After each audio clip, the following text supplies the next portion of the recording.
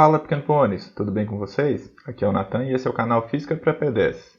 Esse vídeo é apenas com os recortes das resoluções das questões do PET. Se você quiser se aprofundar, e o tio recomenda fortemente isso, clique aqui no iCard para assistir o vídeo completo ou então no primeiro comentário, tá bom? Forte abraço, Feliz Natal, bom vídeo para vocês, tchau! Uma bobina contendo 2.000 metros de fio de cobre teve seu comprimento medido num dia em que a temperatura era 35 graus. Então, comprimento inicial 2.000, temperatura inicial 35 graus Celsius. Se o fio for medido de novo em um dia em que a temperatura é 10 graus Celsius, ou seja, a temperatura diminuiu, essa nova medida indicará, dado do coeficiente de dilatação térmica, ele me deu o coeficiente de dilatação aqui do material, 1,6 vezes 10 elevado a menos 5 graus recíprocos. Bom, galera, se a temperatura está diminuindo, esse corpo ele vai diminuir de tamanho. E daí a gente já tira que essa aqui não pode ser a resposta correta, nem essa aqui e nem essa aqui. Por quê? Porque se a temperatura diminuiu, o tamanho dos corpos vai diminuir. Bom, a gente tem duas alternativas aqui possíveis, vamos tentar calcular isso aqui. Bom, então tem um fio, o tamanho desse fio inicial é 2.000 metros, só que aí em um dia mais frio, o que acontece com esse material? Ele vai se comprimindo, ele vai diminuindo o seu tamanho. E eu estou interessado exatamente nisso, no quanto esse material aqui diminuiu, nessa variação do seu tamanho. Então eu quero saber o ΔL, a variação do comprimento desse fio, que depende do seu tamanho inicial, de qual material é feito, que a gente representa como alfa, vezes a variação de temperatura. Bom, a dilatação, então, a variação do comprimento é 2.000 vezes o alfa, que é 1,6 vezes 10 a menos 5, vezes a variação da temperatura.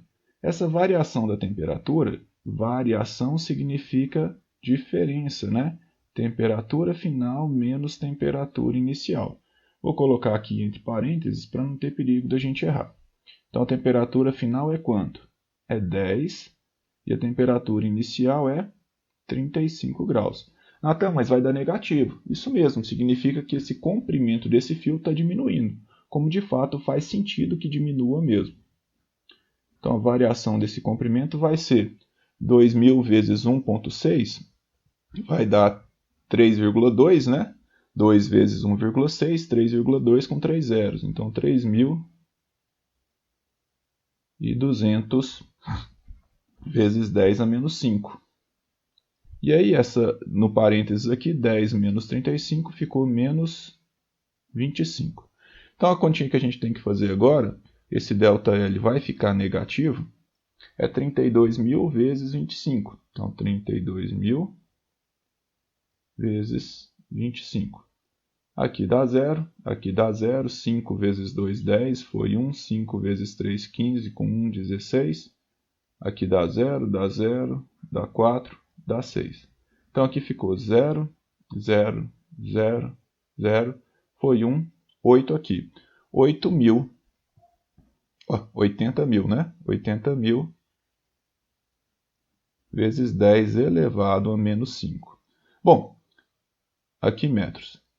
Se eu quero tirar essa potência de 10, nenhuma resposta aqui tem, eu tenho que fazer esse 10 a menos 5 ele sumir aqui. E como que eu posso fazer esse 10 a menos 5 sumir? Aumentando 5 nele, 5 casas decimais. Para mim aumentar essas 5 casas decimais, eu preciso diminuir 5 casas decimais aqui no número, ou seja, andar com a vírgula diminuindo nesse número 5 casas decimais. Se a vírgula não estava escrita é porque ela estava no final, e aí eu não preciso escrever. Então, andando uma casa aqui, 2 casas aqui, 3 casas aqui, 4 casas aqui, 5 casas aqui. Essa variação do tamanho aqui vai ficar igual então a menos 0,8 metros. Diminuir 5 casas decimais aqui no meu número para tirar a potência de 10. Bom, Nathan, a resposta não deu exata. Não deu exata.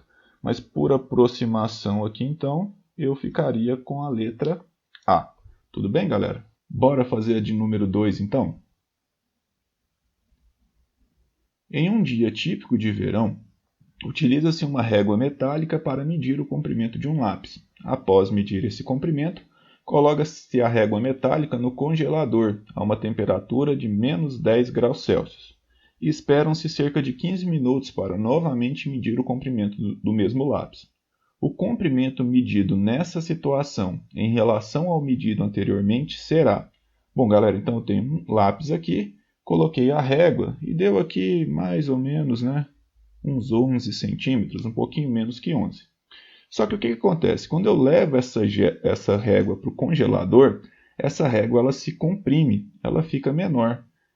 Então esse aqui é o tamanho que ela tinha quando ela estava quente. É claro que eu exagerei bastante aqui, só para ficar bem evidente o fenômeno.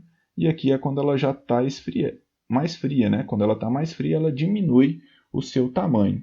De forma que agora aqui, a medida antes era aproximadamente 11 centímetros na régua quente, mas agora com a régua fria, como a régua diminuiu, a medida aqui é de aproximadamente 14 centímetros. Ou seja, a medida ela fica maior. O comprimento do lápis medido parece ser maior, mas não é porque o lápis aumentou. O lápis eu não levei ele para o congelador. O que acontece é que a minha régua diminuiu. A minha régua se contraiu, ela diminuiu o seu tamanho. Então aqui, ó, o comprimento do lápis apresenta ser maior porque a régua sofreu uma contração. A letra A parece que está certa, não tem nada de errado com ela, vamos marcar aqui. Menor porque a régua sofreu uma dilatação. Não, quando eu esfrio, quando eu diminuo a temperatura, os corpos tendem a diminuir o seu comprimento. Então ela não dilatou, apesar de sofrer uma dilatação térmica, ela diminuiu o tamanho, então a gente utiliza aqui nesse contexto contração. Maior porque sua régua expandiu, não. Menor porque a régua contraiu. O fato da régua ter diminuído significa que cada centímetro ficou menor, então o lápis nessa régua ele vai aparentar ter um comprimento maior. Tranquilo, galera?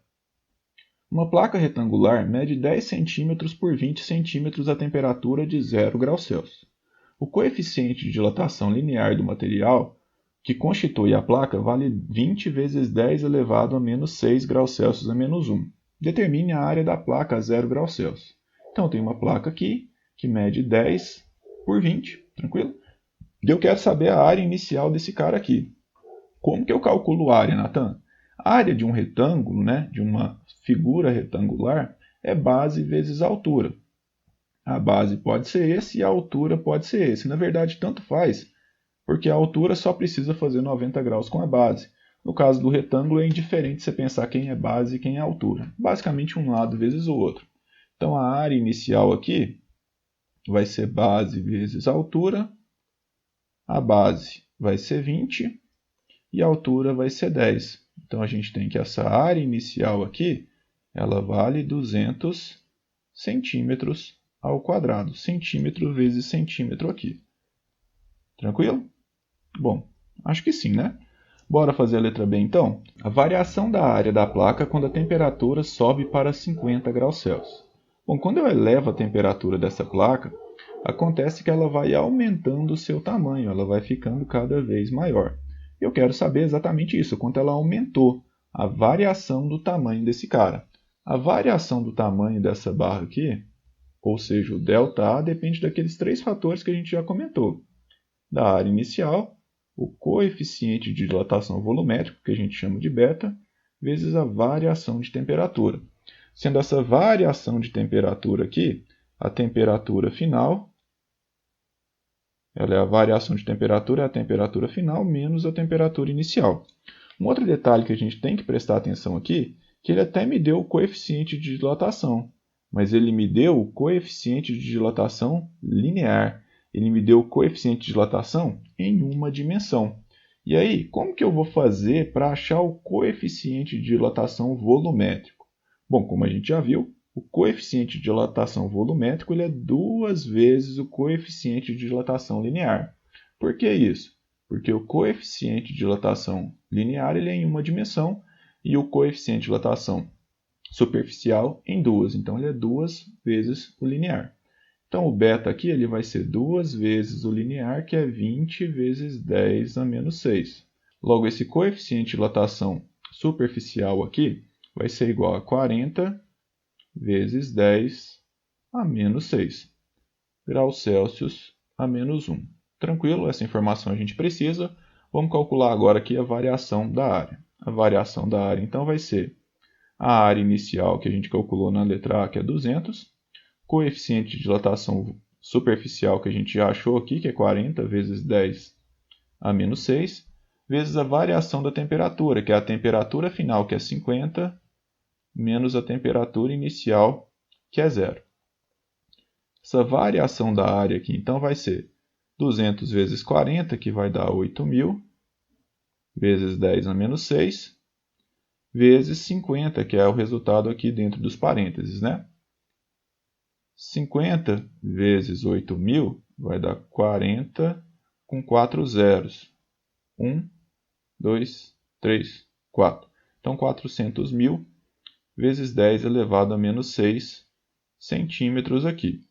Bom, galera, até aqui a resposta está certa, só que eu vou tirar essa potência de 10. Para me tirar essa potência de 10, eu tenho que aumentar 6 casas decimais aqui.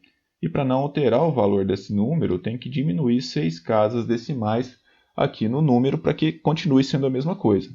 A vírgula estava aqui, já que ela não estava escrita, né? Então, andei 1, 2, 3, 4, 5, 6 casas decimais.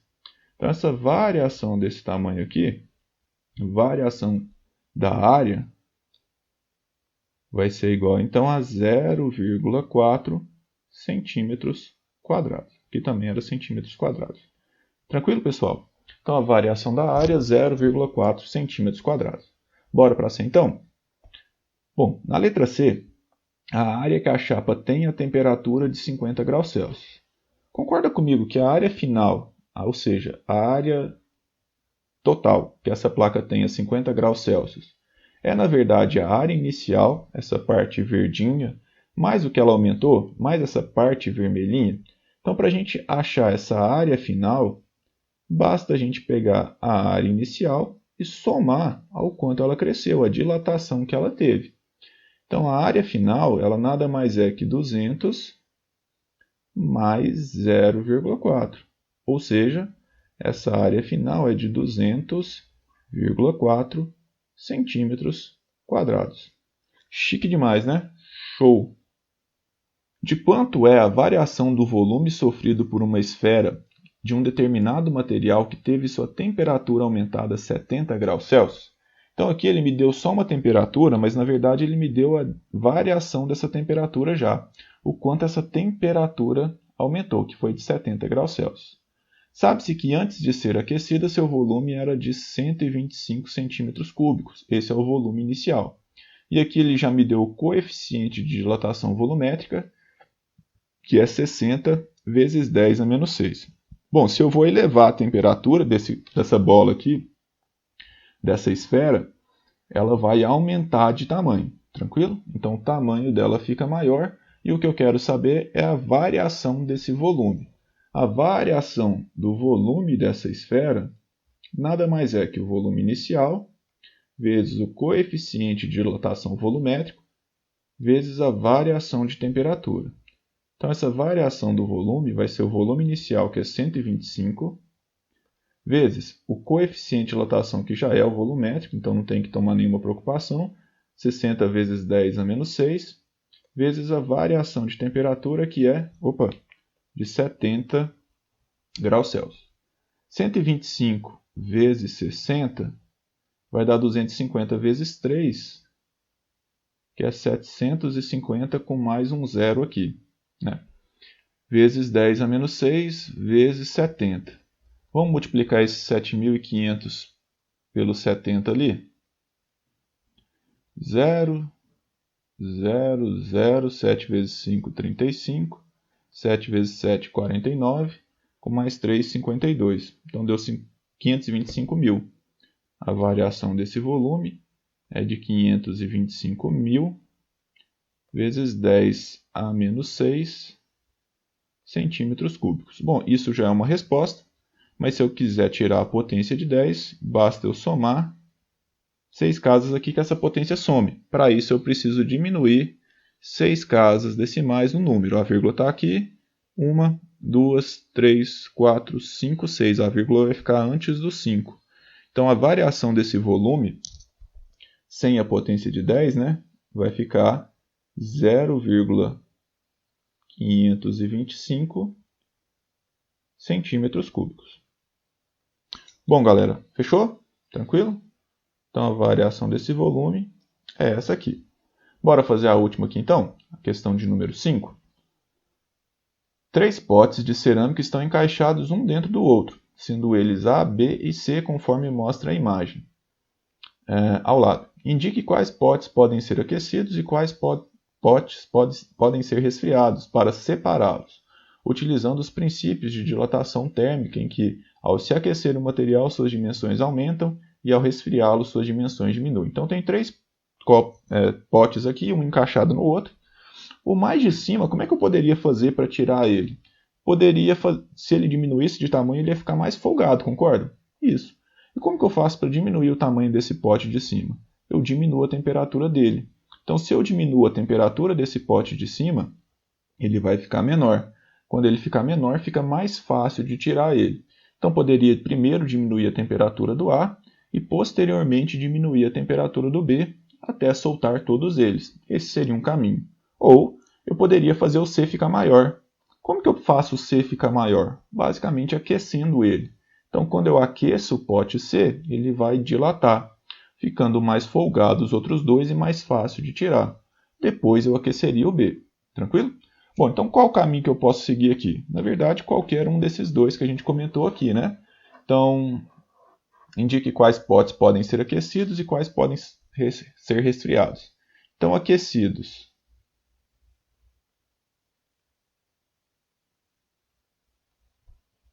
Primeiro ou inicialmente, o pote C e depois o B. Então, primeiro eu aqueço o C, os dois de cima vão ficar mais folgados, eu tiro eles. Depois eu aqueço o B, o B vai crescer, o A vai ficar mais folgado e eu tiro eles. E resfriados,